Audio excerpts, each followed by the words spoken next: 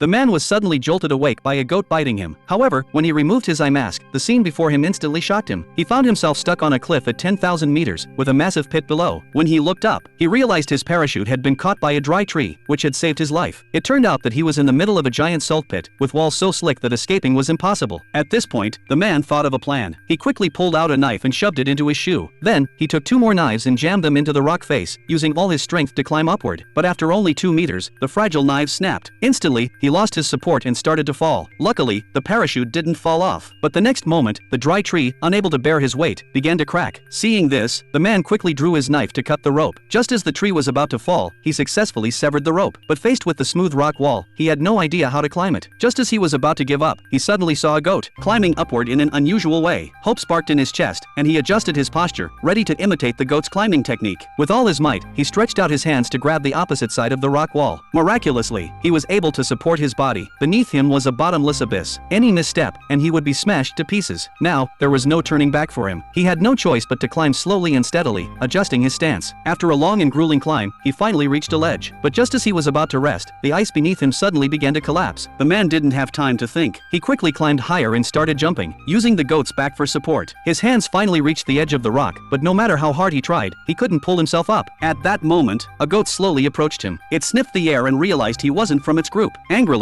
it charged at him. Luckily, the man didn't fall off the cliff. Instead, he managed to grab onto the rock with one hand. He used all his strength to climb, but the goat wasn't ready to let him go. It charged again. However, this time, the man seized the goat's horn. In a panic, the goat began to pull backward. But with the force from the goat, the man was pulled up, eventually reaching the top of the cliff.